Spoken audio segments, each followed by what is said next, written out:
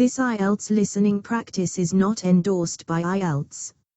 Listening Section 2. You are going to hear a tour guide giving a short talk about Windsor Castle. You have some time to look at questions 11 to 15.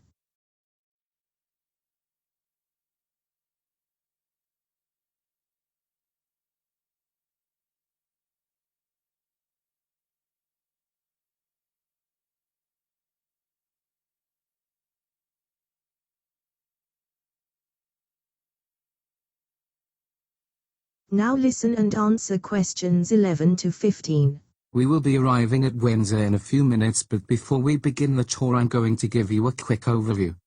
Windsor Castle is a royal residence that is notable for its long association with the English and later British royal family and for its architecture.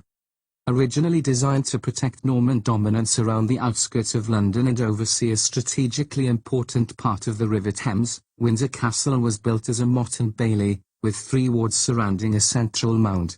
Gradually replaced with stone fortifications, the castle withstood a prolonged siege during the First Barons' War at the start of the 13th century. Henry III built a luxurious royal palace within the castle during the middle of the century, and Edward III went further, rebuilding the palace to make an even grander set of buildings in what would become known as the most expensive secular building project of the entire Middle Ages in England.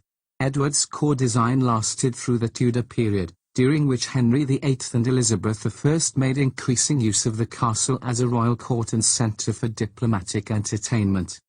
Windsor Castle survived the tumultuous period of the English Civil War, when it was used as a military headquarters by parliamentary forces and a prison for Charles I. At the restoration of the monarchy in 1660, Charles II rebuilt much of Windsor Castle with the help of the architect Hugh May, creating a set of extravagant Baroque interiors that are still admired. After a period of neglect during the 18th century, George III and George IV renovated and rebuilt Charles II's palace at colossal expense, producing the current design of the state apartments, full of Rococo, Gothic and Baroque furnishings. Queen Victoria made a few minor changes to the castle, which became the centre for royal entertainment for much of her reign. Windsor Castle was used as a refuge by the royal family during the Luftwaffe bombing campaigns of the Second World War and survived a fire in 1992. It is a popular tourist attraction, a venue for hosting state visits, and the preferred weekend home of Queen Elizabeth II, so it is still very much a lived-in and working castle. You will have 3 hours at the castle, which should be plenty of time to see everything, and don't forget to pick up your complimentary audio guides as they are full of interesting information. Before you hear the rest of the audio, take some time to look at questions 16 to 20.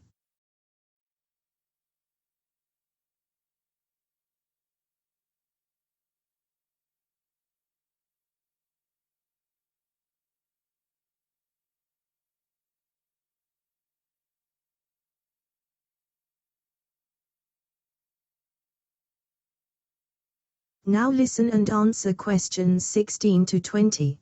Now if you can take a look at your map, you'll see the suggested walking route, but you don't have to follow this if you don't want to. To begin with, look at the center bottom of the map, that is Ticket Office, where you will be given your audio guides. To enter the castle proper, I will walk you down a street and left into Castle Hill Street.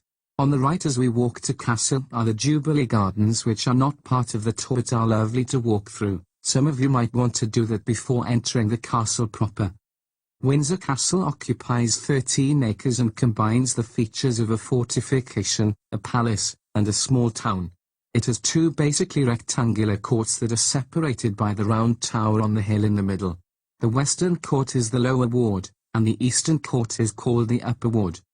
The walking route takes you from the entrance, around the base of the round tower to the upper ward complex and into the state apartments. As the Queen is not in residence, these are open to the public and well worth visiting. The rooms contain many historical and art treasures and Queen Mary's dollhouse. If you look out the southern windows you will also get a glimpse of the quadrangle, which is enclosed by the state apartments to the north, private apartments to the east and the south wing. After you leave the apartments, you can then go into the round tower itself. We have arranged for you to be able to go into the tower and climb to the roof, which gives a spectacular view of the surrounding town and countryside.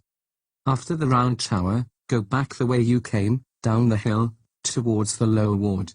On the north side of the lower ward is St. George's Chapel, the spiritual home of the Order of the Garter.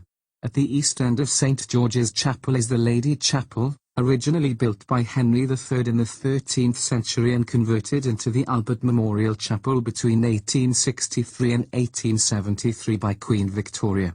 At the west end of the lower ward is the Horseshoe Cloister, where the clergy live, and behind the Horseshoe Cloister is the Curfew Tower, one of the oldest surviving parts of the lower ward and dating from the 13th century. On the south side of the ward is King Henry VIII's Gateway, which bears the coat of arms of Catherine of Aragon and is where you will exit the castle and then head back to the bus. Remember to be at the bus by 4:45 p.m. for our return to London. But before you do, you might want to have afternoon tea at the Undercroft Cafe, which has recently opened to visitors in Edward III's medieval Undercroft, one of the oldest surviving spaces in the 1,000-year-old castle. I will be there from 3:30 p.m. onwards if you want to ask me any questions about Windsor. Okay, we are arriving now at the car park, so if you could all get ready and remember to take all your belongings with you. This is the end of section 2.